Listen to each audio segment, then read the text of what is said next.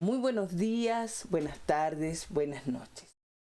Espero que hayan tenido una maravillosa semana, aún con sus desafíos, que Dios los haya acompañado porque Él es siempre fiel en todo este proceso. Hoy aquí, en este lugar del mundo desde donde les hablo, de este planeta maravilloso, hay un intenso día nublado, también con un poco de neblina.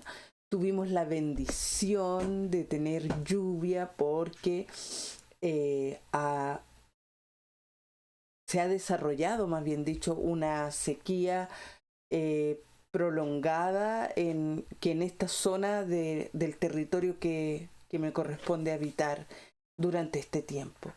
Y llovió en la mitad de la semana, aún donde yo habito está húmedo porque tengo la bendición de vivir rodeada de árboles y como está nublado, la humedad nos da como esta sensación de frío y de fragilidad. Sin embargo, no le quita en nada la belleza y la gratitud que le damos a Dios por haber derramado agua en esta tierra, haber puesto su nieve maravillosa en las montañas y aumentar en nosotros la esperanza de que tendremos agüita en los embalses para el verano y para disminuir también un poco la restricción de agua que en las zonas rurales estamos experimentando en este tiempo. Te doy la bienvenida al octavo programa de Forma, Educa, Guía al niño en su camino para que cuando sea viejo no se aparte. Es decir, para que cuando alcance la madurez en su vida, que puede ser a los 20, 16, 80, vuelva y tenga Dios, ya le haya dado todo el entendimiento que Él requiere para hacer lo correcto, no solo delante de Dios, sino para su propia existencia. El tema que hoy día vamos a compartir, para mí me ha llamado no solo grandemente la atención, sino que he visto una belleza que hasta el momento yo se había ocultado en mis ojos y en mi entendimiento, por supuesto, limitado. Hemos terminado un proceso de 7 programas ya de que hablamos de cuatro o cinco tipos de familia y de cómo, vamos a decir, la psicología, no queriendo generalizar, por supuesto hay distintas variantes, pero lo que se recogía de Ana Pavletich plantea hoy en día cómo la psicología recoge 4 tipos de familia y cómo dentro de estas 4 tipos de familia hay 5, vamos a llamarle caminos de comunicación, que cuando todos ellos son expeditos permiten que la familia se cohesione y sea lo que está desarrollada a ser. Cuando alguno de estos caminos está interrumpido o simplemente no existe o se desconoce su desarrollo, se manifiestan lo que llamamos conflictos o también podríamos interpretarlo como los resultados de la falta de fluidez en alguno de esos canales genera distorsiones en nuestro comportamiento al interior de la familia y luego cuando tenemos que salir a desarrollarnos de manera no solo social sino que emocional también en otras entidades como el jardín infantil o el preescolar, el colegio, el secundario, la universidad, el trabajo y en mi desarrollo con familias extendidas cuando logro tener amigos o con los suegros o los sobrinos. Eso, porque en general los seres humanos siempre nos estamos desenvolviendo en círculos muy pequeños, atómicos, hasta muy extensivos, donde parece que no formáramos parte o no tuviéramos relevancia, pero hay un propósito en nuestras vidas y eso se ocurre, como en un país, por ejemplo, yo formo parte de un país y se me asignó un número como integrante de este país, que es el número de mi identidad, y que parece que a ratos mi vida fuera como anónima y silenciosa, pero sin embargo, si tú o yo no hiciéramos por este país y por el país que tú habites lo que nos corresponde hacer, eh, en realidad seríamos el anverso, porque tendríamos como uno de los canales obstruidos, ¿no?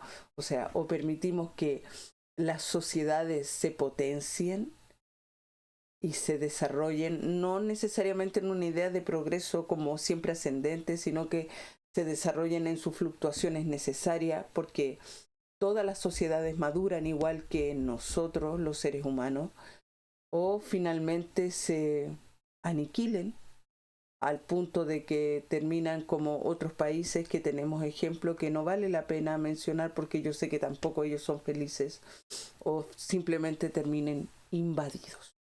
¿Ya? Entonces, dándole gracias a Dios por esta oportunidad que me da de poder compartir con ustedes este proceso, es que vamos a comenzar. Hoy día vamos a trabajar, o voy a compartir. Yo hablo de trabajo no porque sea como trabajólica en la mente, sino que entiendo esto siempre como un taller, ¿ya? Y en un taller, el trabajo, que fue una de las primeras, los primeros dones, los primeros atributos que Dios nos dio en el jardín del Edén, puso a Adán a trabajar y puso a Eva como compañera de esas labores.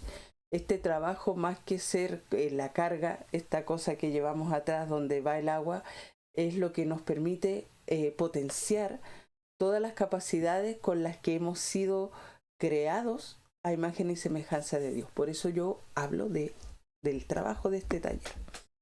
Vamos a tocar levemente, por supuesto. Lo demás es para usted, para motivar su curiosidad y su reflexión personal y familiar si lo comparte con alguien. Vamos a tomar el libro de Josué en primer lugar. Vamos a hablar de alguien que se llama, en algunas traducciones sale como Rahab, es decir, R-A-H-A-B, o en otras sale como Rahab, R, 3A o 2A y una B, o una B labial. Y en otras traducciones sale como Rahab, con J, R-A-J-A-B. ¿Ya? En esta traducción que yo tengo es Rahab. Entonces la vamos a ver a ella. A propósito del programa, instruye al niño en su camino, para que cuando sea viejo no se aparte de él. Cuenta la historia, yo voy a parafrasear, cuenta la historia que Josué, una vez que ha muerto Moisés y que Dios le da el liderazgo, necesita conquistar la primera de las ciudades, que es Jericó, una ciudad muy grande que tiene muchas riquezas. Y él, utilizando la misma estrategia que recurrió Moisés, envía a 2 espías a la ciudad para ver cómo es la organización y cuáles son las posibilidades que él tiene finalmente de conquistar esa ciudad. Como 2 espías van obviamente cubiertos, disfrazados, claro, su cara también tiene algunas características. ¿Y dónde llegan estos 2 espías? Estos 2 espías llegan a la casa de Rahab, que ella trabajaba para la ciudad de Jericó completa, que era una ciudad grande. Trabajaba en la prostitución y ellos pasan a su casa. Vamos a pensar o a imaginar y a suponer que Rahab atendía a todos los hombres que pasaban por ahí, o a la mayoría, y por lo tanto ella tenía conocimiento de todo lo que ocurría, porque en el proceso de su trabajo también puede ser que haya escuchado conversaciones o que ella también haya sido confidente de muchos de los clientes que ella tenía. Entonces, hay una característica además. Rahab trabajaba para atender a toda su familia. Aquí, desde el capítulo, yo voy a comenzar a hablar desde el capítulo 2 de Josué hasta el capítulo 6, tomando el 2 y el 6. Ya lo demás lo vamos a omitir por esta vez, porque quiero hablar de Rahab. Entonces, Rahab estaba a cargo de ella con su trabajo, con su oficio o profesión,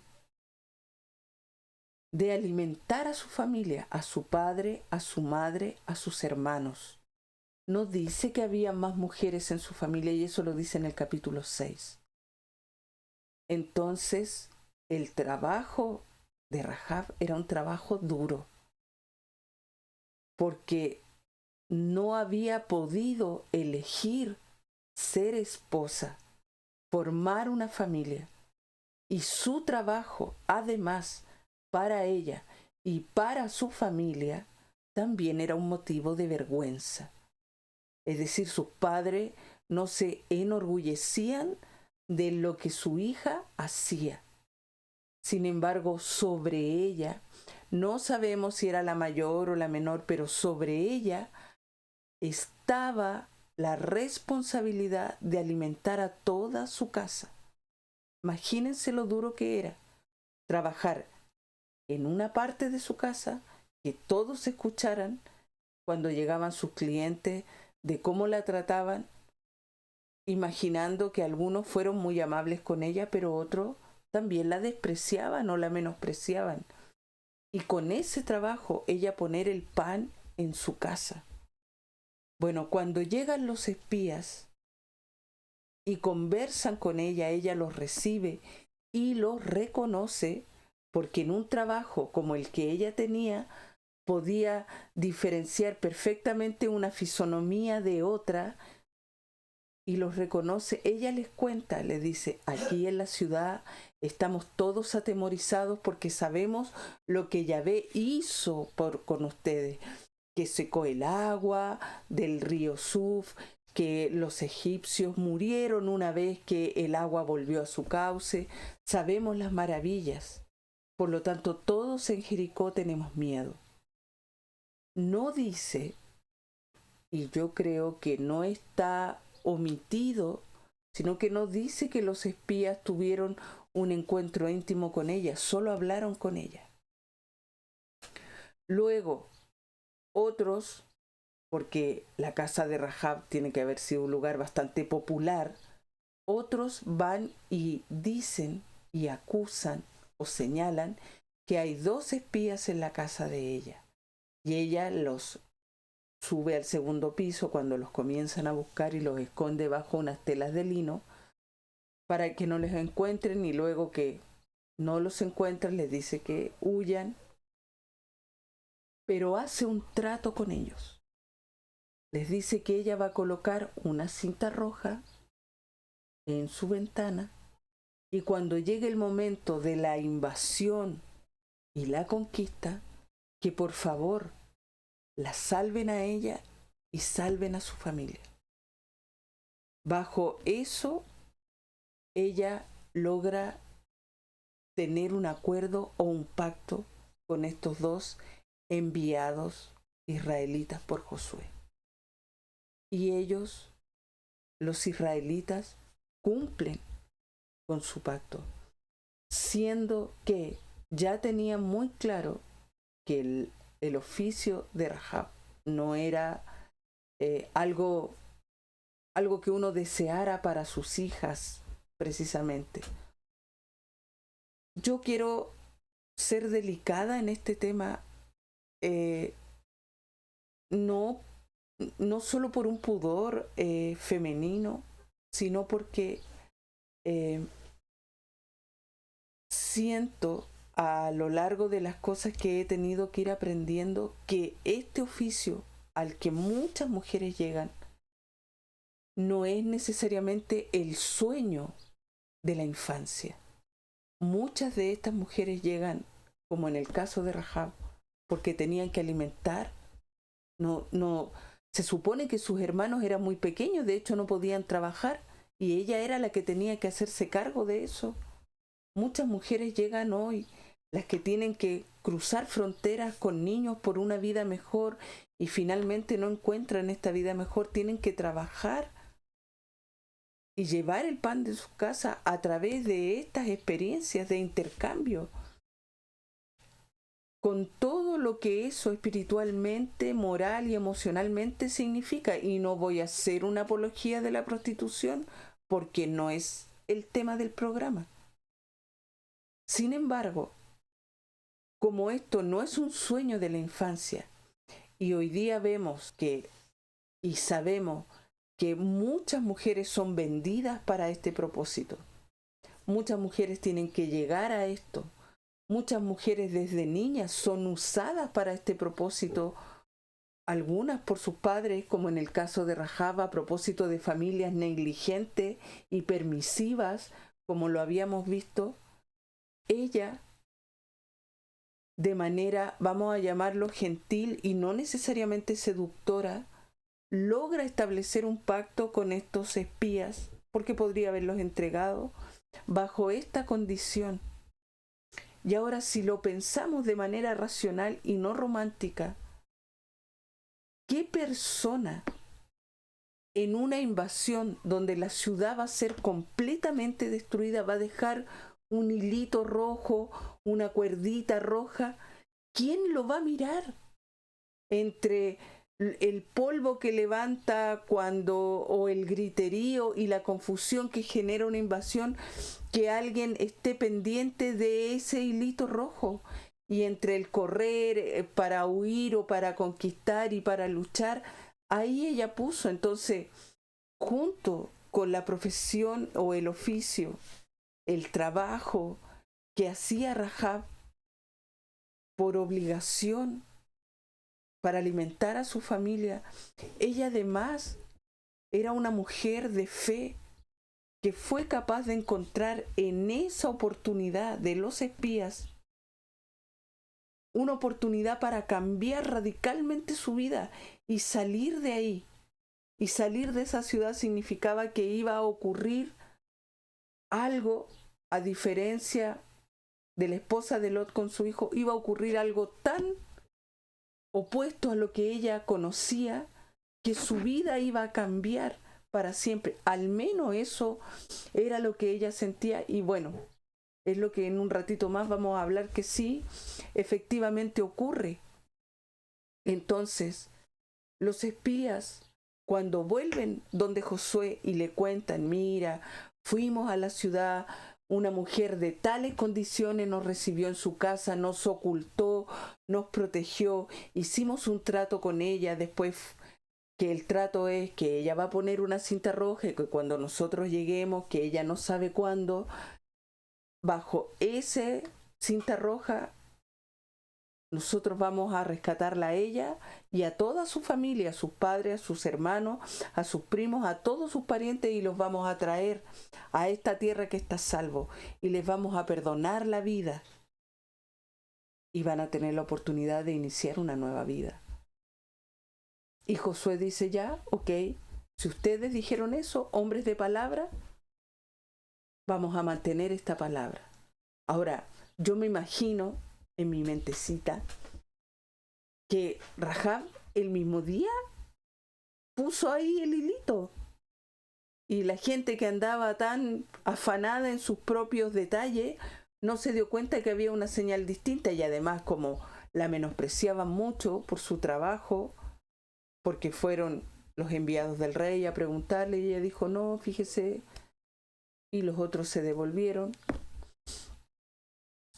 Porque los espías nunca le dijeron, mire señora, vamos a venir en 3 días, o venimos hoy día en la noche, o en una semana más. Ella lo puso. Y eso habla que a pesar de la vida que ella tenía, era una mujer de fe. Aún voy a hablar de la desesperanza de su cotidiano, de lo abúlico de su vivir. Tenía fe y se tomó de esa única oportunidad para cambiar de vida. Y finalmente ocurre eso, de que llegan los espías, botan las murallas de Jericó, y usted lee ahí capítulo 2, 3, 4, 5 hasta el 6, y rescatan a toda esa familia. Luego me voy a saltar grandemente el Nuevo Testamento en el capítulo 1 de Mateo, en el versículo 6, 5 y 6. Dice que Salmón engendró de Rahab a Jesse. Y Jesse, o Isi, o Jesse, yo lo tengo por Jesse, fue el padre del rey David. ¿Qué estoy diciendo con esto? Estoy diciendo que Rahab se casó con uno de estos dos espías, que es, uno de ellos se llamaba Salmón, aunque no lo dice y solo lo menciona Mateo. Y además ella es mencionada en la genealogía de Jesús. Ella fue la abuela paterna de David. Y, a ver, déjenme corroborar, me acaba de, así como siempre, una certeza es mejor que 100 dudas volando. Vamos a ver aquí en Mateo, si es la abuela o la bisabuela. Dice, Salmón engendró de Rahab a Boz, perdón, me equivoqué. Boz engendró de Ruth a Obed, Obed engendró a Jesse y Jesse engendró a David. Entonces ella era la tatarabuela. Ah, y eso, perdónenme. Sí, qué bueno, a mí me encanta. No hago una exaltación de eso, pero me gusta mi vulnerabilidad, porque eso me hace saber que siempre Dios es el que me ayuda y me guía. A eso íbamos, ¿sí? Dice que engendró a Boz. Y aquí vamos ahora a la otra parte. Comienza el libro de Ruth contando, terminamos con Josué. Vamos a dejar aquí a Rahab en un paréntesis, aunque dijimos que ella engendró a Boz, de quien vamos a comenzar a hablar, y Boz engendró a Jesse, y Jesse a David, ¿ya? Y son las dos mujeres que se mencionan de las que quiero hablar, aprovechando de que en mayo, aquí en este país, no sé si se hace en todos los países, se celebra el día, se conmemora, se celebra el Día de la Madre, ¿ya? Y la palabra dice, honra a tu padre y a tu madre. Y cuando dice, educa al niño en su camino, para que cuando sea mayor no se aparte de él, una parte de esa educación, una parte central, es la mamá. Y la otra, el papá. ¿Sí? Entonces, dice Mateo que Rahab engendró a Boz. Vamos al libro de Ruth. Ruth es un libro completo que está aquí en la Biblia. Y comienza el libro de Ruth detallando que un hombre, Elimelech, con su mujer Noemí y sus dos hijos, en Belén, es decir, en la casa del pan, dice que es Elimelech de Éfrata. Éfrata también significa como un lugar próspero, pero también se entiende que antes que fuera conquistada por los israelitas y pasa a ser Belén, como la casa del pan, ese era un nombre cananeo, Éfrata, pero que significaba un lugar próspero. Entonces, Elimelech con su esposa Noemí están pasando en Belén un proceso de hambruna. y escuchan, ellos tienen 2 hijos, y escuchan, porque como cuando hay hambre hay desesperación y siempre hay alguien que va a la cabeza, como en el mundo de las hormigas hay una que sale a explorar primero. Son exploradoras y después, según lo que encuentra, son solitarias. Sí, pues yo creo que le darán un tiempo, si no vuelven tanto rato, se murió la hormiga y mandan a otra. Pero la exploradora cuando encuentra algo va a buscar a las otras y les avisa, y después por eso uno ve una hilerita de hormigas y a veces uno ve una hormiga solitaria que anda por ahí. Eso es una hormiga exploradora. Ya. En el caso de la hambruna siempre es igual. Hay uno o una familia que sale primero a recorrer a donde hay y finalmente vuelve con la noticia. Se dice que en Moab había pan y Elimelech toma la decisión de ir con su familia hasta allá. ¿Se acuerdan quién era el campo moabita? ¿De dónde salieron los moabitas? Los moabitas salieron del incesto de la hija mayor con Lot, después de la destrucción de Sodoma y Gomorra. Por lo tanto, la gente de Moab no era necesariamente que tuviera una cultura incestuosa, pero era un poblado que tenía un origen, un sustento en, vamos a llamarlo, actitudes desviadas, ¿ya? Justificaban en un proceso de la sobrevivencia porque finalmente ellas replicaron lo que siempre habían visto, pero el origen de este proceso no es lo correcto. Entonces ellos van a ese lugar a buscar comida, alimento, y finalmente terminan trasladándose, asentándose. Tanto es así que sus 2 hijos, los hijos de Noemí, logran casarse con 2 mujeres moabitas, Orfa y Ruth.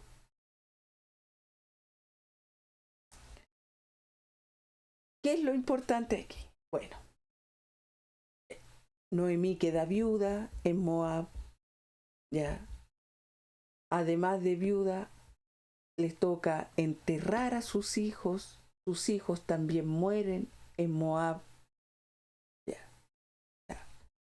Podemos interpretar que en un terreno así, porque solo quedan mujeres, los hombres, ¿sí? La masculinidad, todo lo que significaba, no es algo que finalmente los hombres mueren en Moab, pero no solo de muerte natural, sino que espiritualmente los hombres en un territorio como ese mueren, en un territorio donde el origen es el incesto, mueren. Y Noemí, por supuesto, teniendo aparentemente una nostalgia constante de Belén, decide volver a su tierra, porque además en ese momento también llega la noticia de que en Belén las cosas ya mejoraron. Se devuelve y le dice a sus 2 yernas, a Orfa y a Ruth, que se queden en su tierra, que vuelvan a la casa de sus padres, y que de una u otra forma sus padres en algún momento, y su madre, por supuesto, encontrarán para ellas otro esposo, porque Noemí se sentía muy vieja para volver a casarse, y si así ocurriera, pasarían muchos años para que ella pudiera tener un hijo y ese hijo crecer y dárselo ella a sus yernas. Entonces, ahora que estaban jóvenes y en edad fértil, ellas podían volver a casa de sus padres y casarse y ser madres y tener su propia familia. Al principio las 2 dicen que no, finalmente Orfa decide regresar a la casa de sus padres y es Ruth la que se queda con Noemí, aún en la insistencia de Noemí de que vuelva con su familia, y le dice que no, que su pueblo, es decir, el pueblo de Noemí, será el pueblo de ahora en adelante de Ruth, que el Dios de Noemí será de ahora en adelante su Dios, y que todo lo que ocurra en la vida de Noemí será también lo que ella elija que le ocurra a ella en el pueblo donde iban a regresar. Obviamente Noemí, con toda la tristeza que ha vivido, no llega con el mismo semblante de cuando salió. De hecho, cuando sus vecinas salen a recibirle, le dicen, ya no me llamen Noemí, llámenme Mara. O sea, vengo tan triste, tan amargada, tan frustrada, tan decepcionada. El dolor, la incomprensión, la soledad, todo se vino abajo que no veo una salida. Pero llega con Ruth y Ruth decide acompañarla. Ahora, vamos aquí, que era lo que me interesaba hablar. Dice, capítulo 2, ya hablé así a grandes rasgos del capítulo 1, dice, tenía Noemí, por parte de su marido, un pariente de buena posición, de la familia de Elimelec, llamado Boz. Era el hijo de Rahab. Es decir, la decisión que tomó Rahab en el momento, ya él era grande, de salir de Jericó, la nueva vida que tomó, permitió que la bendición de Dios llegara de tal manera a su vida que ella tuvo un hijo que pudo lograr tener una vida próspera, que era Boz. Vuelvo a insistir, instruye al niño en su camino para que cuando sea viejo no se aparte de él. Como esa decisión de Rahab años atrás, con la vida que ella llevaba, del solo hecho de salvar a 2 espías más, que en el momento quizás ella, aún con su fe, poniendo ese hilito rojo como única esperanza, quizás, solo estoy especulando, por su mente también pasó, no van a venir, ¿quién va a venir a rescatarme a mí y a mi familia si mira lo que somos? Pero quizás sí, en una de esas sí vienen. Logró, a través de ese acto de guardar a estos espías, de protegerlos y de además pedir que salvaran a su familia, o sea, honrar a su padre y a su madre que le habían impulsado a tomar esta decisión, resguardar a sus hermanos y a toda su parentela, hizo que a lo largo de su vida ella tuviera una vida próspera y su hijo, cuando fuera adulto, fuera un hombre de mucha riqueza. Con esto estoy hablando de la bendición de Dios de manera integral, porque además no solo era rico, y vamos a ver aquí un poco de su personalidad, era un hombre saludable, vamos a llamarlo así. No es solo la materialidad que Boz había heredado de su padre Salmón y de su madre Rahab, es la actitud de su corazón que él tenía. Y a esto quiero llegar.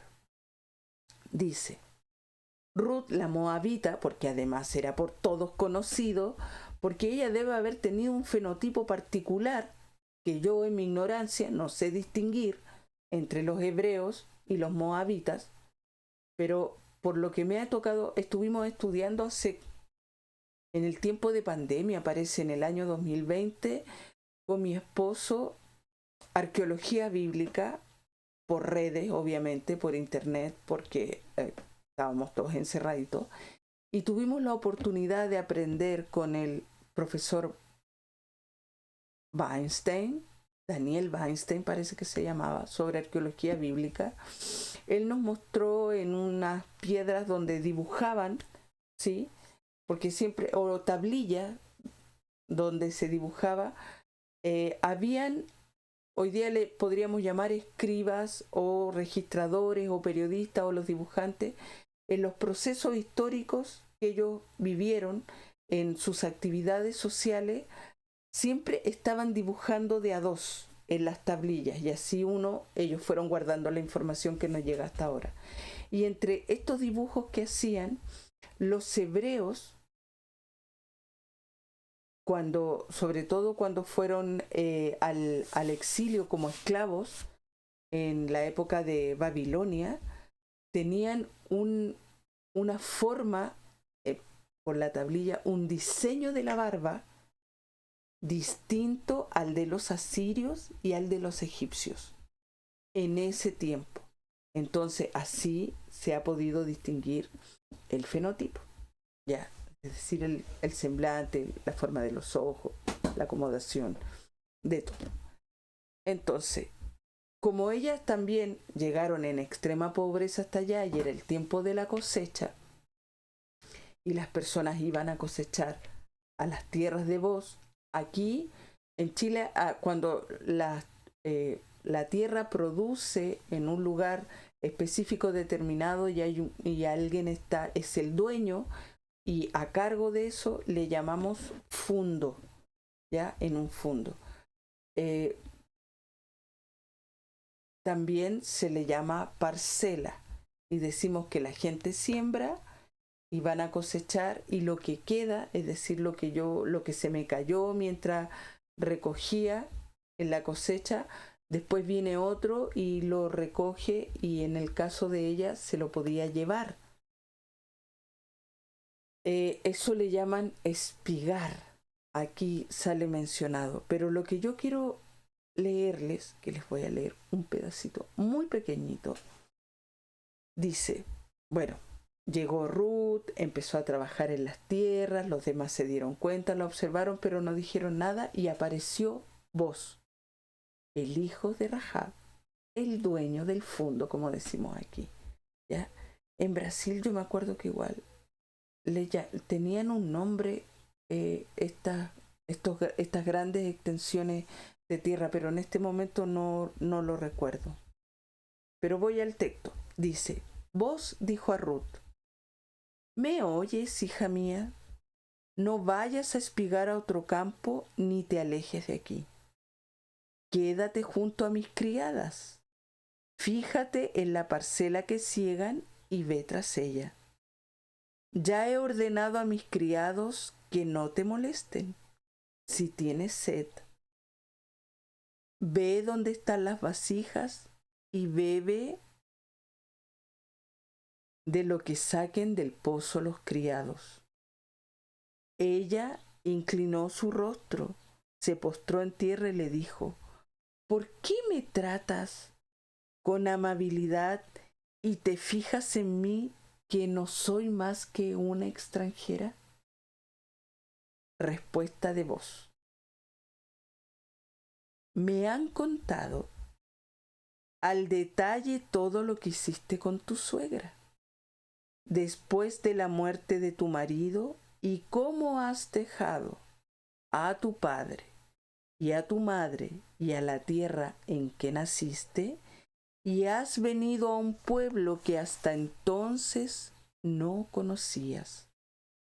Que Yahvé te premie por tu obra y que tengas cumplida recompensa de parte de Yahvé, Dios de Israel, bajo cuyas alas has venido a refugiar. Voy a tomar un poquito de agua, perdón.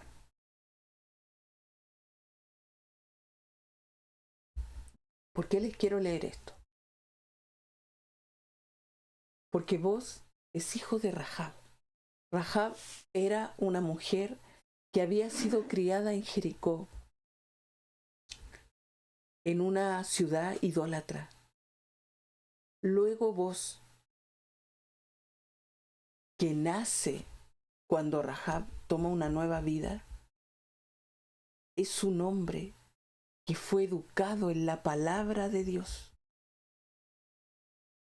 De hecho, le dice que Yahvé te bendiga y te cubra bajo las alas en las que tú viniste a refugiarte. Yahvé ya estaba en el corazón de Bos a través de la enseñanza que tomó de su padre Salmón y de lo que fue aprendiendo Rahab en esa tierra donde ella llegó como extranjera. Por eso que vos, cuando la ve y cuando escucha todo lo que ella ha hecho y después lo comparte verbalmente con ella, tiene esa sensibilidad, porque siendo el dueño, podría haber también tener un carácter arrogante, displicente, con sus criados y con los extranjeros.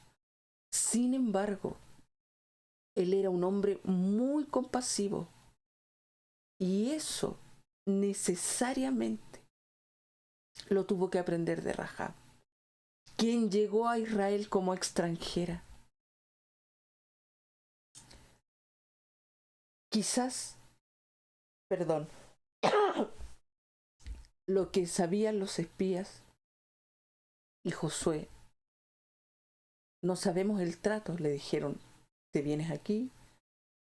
Bueno, ella después se casa, pero aquí ya no ejerces la misma profesión.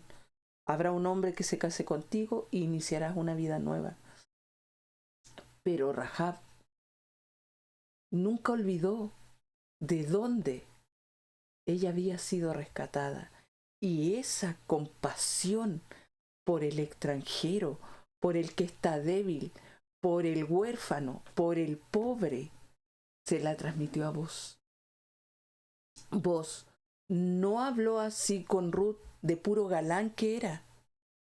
Así como me hago, aquí en Chile decimos hacerse el lindo, me hago el buena persona y luego te maltrato. No tuvo una actitud narcisista con Ruth. Tenía este corazón sensible, producto de la educación que su madre, Rahab, y su padre Salmón le habían dado. Y además había sido bendecido con prosperidad. Por eso estoy tomando de Rahab a vos. Porque la palabra dice, instruye al niño en su camino. Y cuando sea viejo, es decir, cuando tenga un corazón maduro, no necesariamente cuando ya la piel haya perdido toda elasticidad y tu pelo ya esté blanco, no, cuando tengas un corazón maduro, eso que te mostraron de pequeño y de joven logrará florecer en ti, tener un sentido, cambiarte la perspectiva de tu vida. Finalmente, para resumir, vos logra casarse con Ruth y tienen un hijo, y ese hijo es a la vez el nieto de Noemí. Después que ella nada había tenido, logran tener a través de Ruth una vida plena. En la vejez, Noemí logra tener una vida plena. Ellos tienen a Obed, y Obed engendró a Jesé, y Jesé engendró al rey David, del cual hablaremos más adelante de ellos. Yo quería presentar este proceso de Rahab a Obed, pasando por Ruth, tomando en cuenta por sobre todo a vos.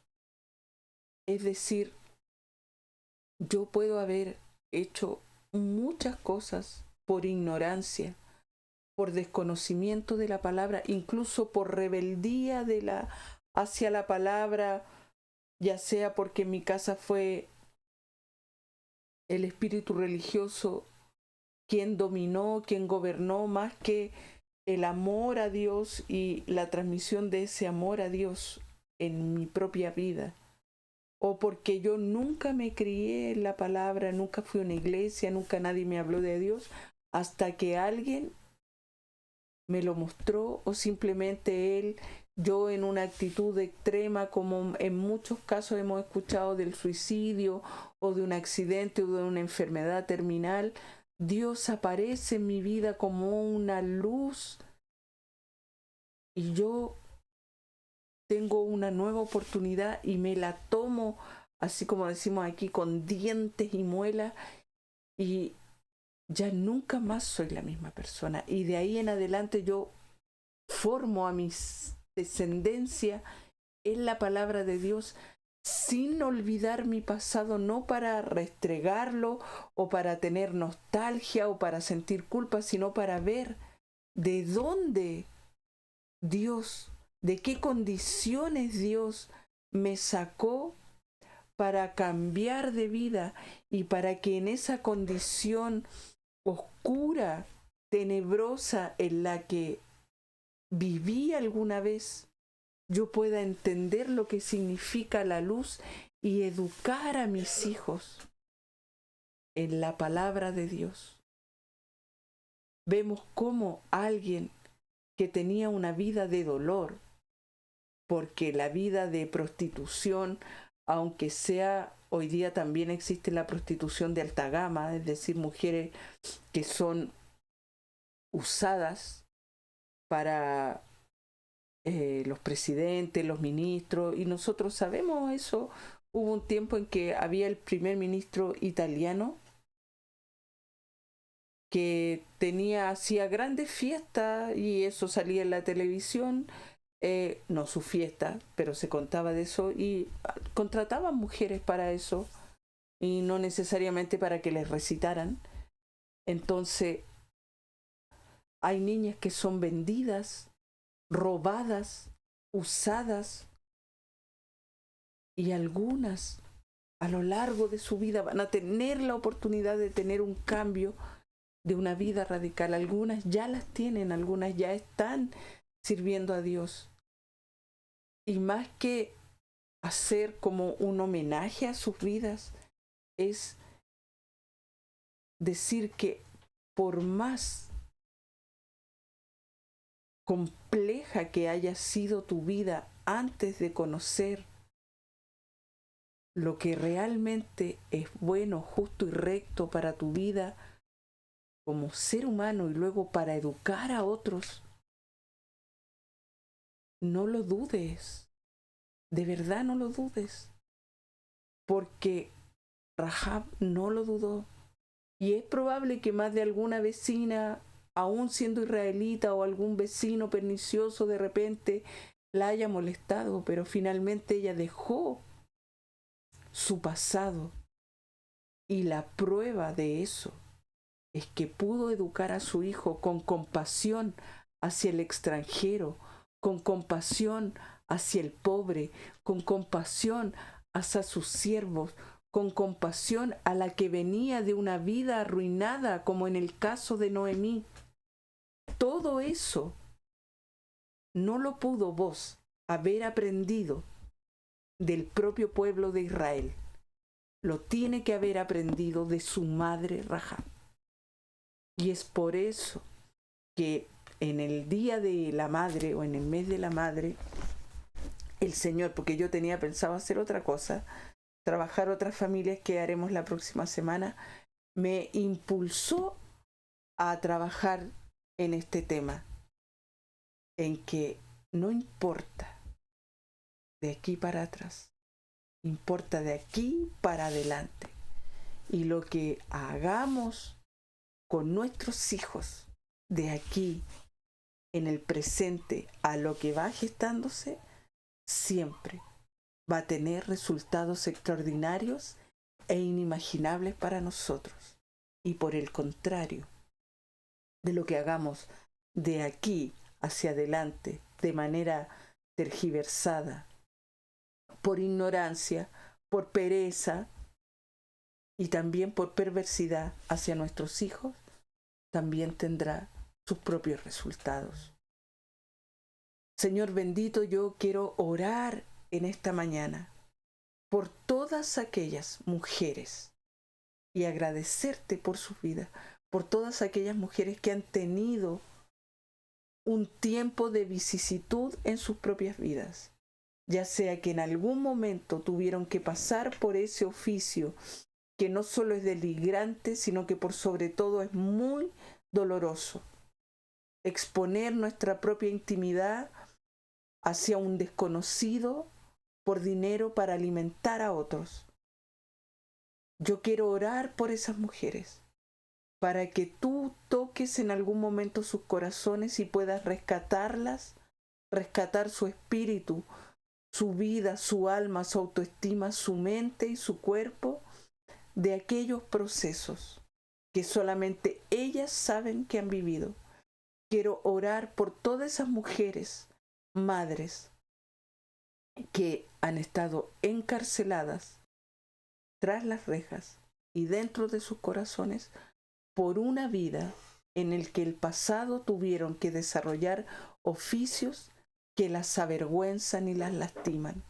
Sé tú, Señor, cambiando sus vidas de manera tal que ellas, en esta transformación que solo tu palabra, la luz de tu palabra, la miel de tu palabra, la leche de tu palabra, el pan de tu palabra, como aprendíamos ayer en los atributos de la palabra, con el pastor Miguel González Hidalgo, pueda transformar la vida de estas mujeres, de modo que ellas cambien la historia de sus generaciones a través de formar a los niños en el camino de tu verdad, porque fuera de ti, todo lo que es llamado verdad son solo supuestos que con el tiempo se diluyen.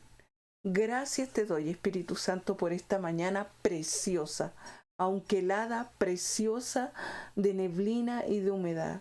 Bendecimos a todos los hombres y las mujeres que escuchan este programa. Le damos gracias porque le ponen like o porque me han entregado un comentario. Muchas gracias. Les bendigo en el nombre poderoso de Jesús. Y si Dios nos dispone de una cosa distinta, nos vemos la próxima semana. Sean muy, pero muy bendecidos.